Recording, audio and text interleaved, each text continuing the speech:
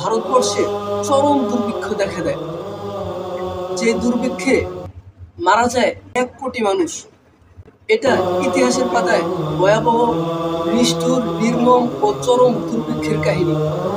ভারতবর্ষ শুধু মোগলদের অধীনেই 230 বছর শাসন হয়েছে। এই 230 বছরের মধ্যে ভারতবর্ষে কোনো দুর্ভিক্ষ হয়নি। 1764 সালে বক্সারের যুদ্ধে মীর কাসেমের হেরে যাওয়ার পর সম্রাট দ্বিতীয় শাহ আলমের কাছ থেকে বাংলা, বিহার ও উড়িষ্যার কিনে নেয় ইস্ট ইন্ডিয়া কোম্পানি।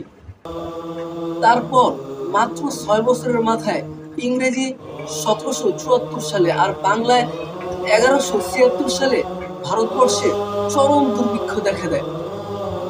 যে দুর্ভিক্ষে মারা যায় 1 কোটি মানুষ। এটা ইতিহাসের পাতায় ভয়াবহ, নিষ্ঠুর, নির্মম ও চরম দুর্ভিক্ষের কাহিনী।